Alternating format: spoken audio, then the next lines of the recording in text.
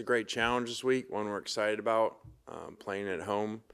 We screwed 2 games up earlier in the year, and when you do that, you put yourselves in situations. So I don't talk about playoffs normally and championships and all that because I think it really doesn't matter. It's about how you prepare and how you play. But I told our players, because they hear it all the time, you still have that stuff alive. And in my opinion, anybody that's going to win it is going to go through Georgia, going to have to go through Georgia at some point. They're the premier program in college football.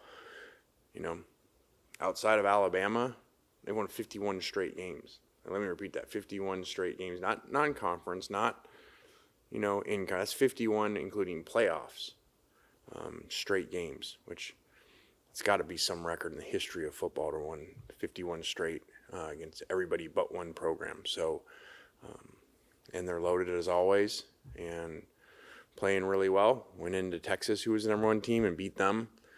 So this is a big challenge for us, and we've kind of put ourselves in a playoff situation for 2 games in a row now. And so this would be the 3rd one in a row that we would need to win to keep on pace for that. Questions? Lane, I know a lot of what you guys did in the offseason in terms of roster construction was based on games like the Georgia game last year. Do you feel like this roster is in a better spot than the 1 year ago for a game like this? I hope so. That game didn't go very well a year ago. But every game, season's independent and different. And I think we're in a better place. But these guys, again, get the best high school players every year. Got more draft picks than anybody else because they do a great job recruiting and a great job developing the players once they're there. So when you look at this, they're all over the field as always, when you look at the tape. And really, again, that one program, with a miracle half of Michael Vick showed up. And I just watched the film this morning and looked like on a field of everybody that was big and fast, he was faster than everybody. So, and that's the only game they lost. With all that happening, they still came all the way back and took the lead at Alabama. So this is a great football team with great coaches and great personnel. So I said they won 51 straight games. Last time they lost besides Alabama was COVID to the Florida Gators. So, it says a lot about what a great job he's done. Lane, Parrish injured against Arkansas, didn't come back. Notice he's not listed on the depth chart. Where's the running back room right now in your eyes? Yeah, we're going to need some guys to step up. That's a big loss for us. He'd done well this year with the ball and in protection. So it is what it is.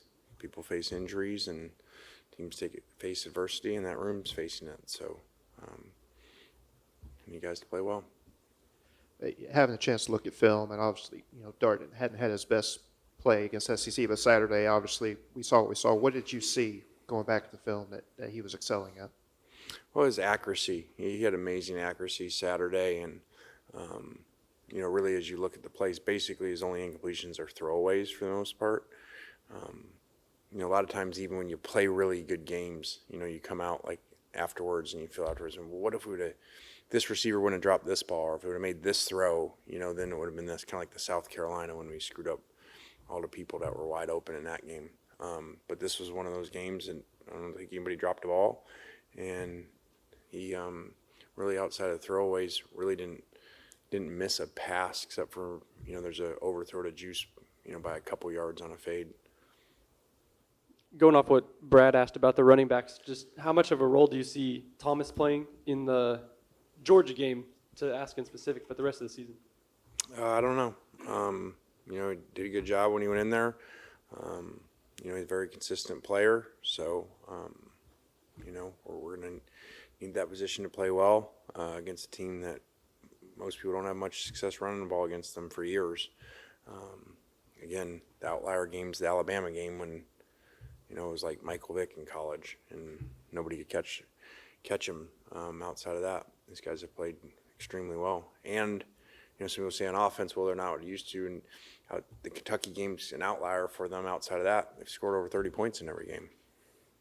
Lane, at the end of the first half, I noticed that you were individually thanking a lot of the defenders going into the locker room. Anything specific that the defense did at Arkansas that maybe they didn't do earlier in the year? I wasn't thanking them. I was just saying, hey, we got another half to do. Let's go. Like, good job. I really liked the way that half ended. By stopping them, the missed field goal, then we go down and score a touchdown, which has not been the case a lot of times in the first half for us.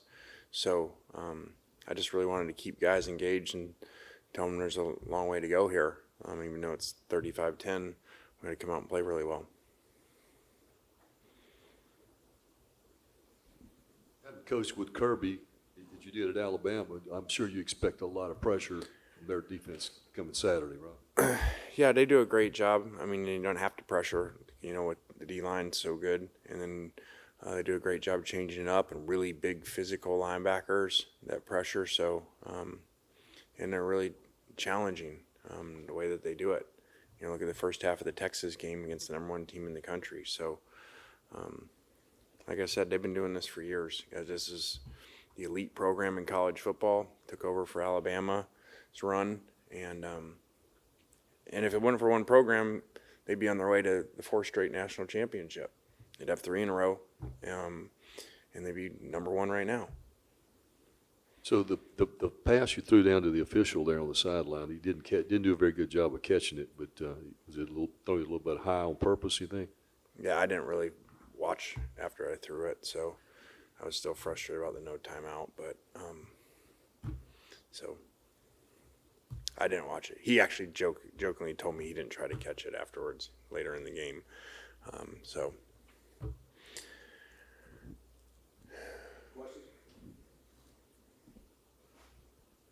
What do you think of Carson Beck? I think he was very talented, played great, played an amazing game against us a year ago.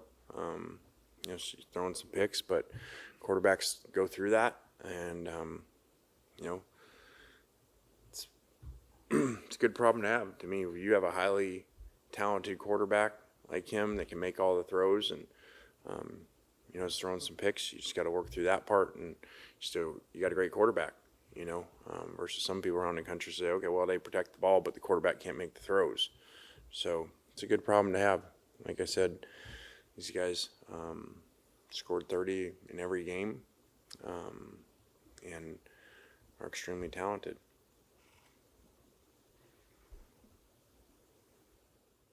Was there something you were able to see, and I guess it would be the Kentucky film that maybe is how you slowed Georgia down, or at least the theory behind slowing Georgia's offense down?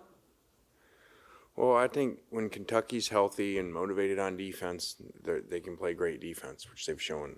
Georgia game, our game, they got a premier player, number 0, that destroys game plans. So I just think they did a really good job against them, and they were healthy, like they were against us. They just haven't been lately. So.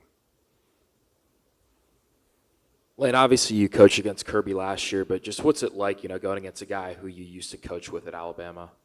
I don't. That gets played a lot, I think, in matchups. The coaches, we just coach the game, and it's not like most of the time you're just coaching your team. It's not like you're really going against the other guy play to play, especially when neither of us, are primary play callers. So I think more of that gets made.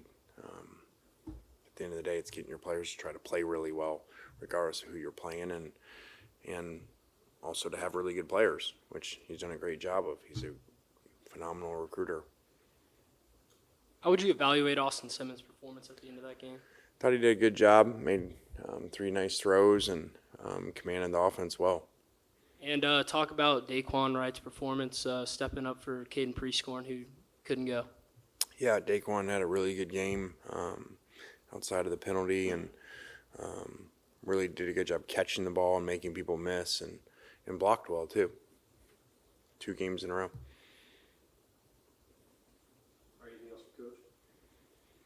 All right, guys. Have a good week. Thanks.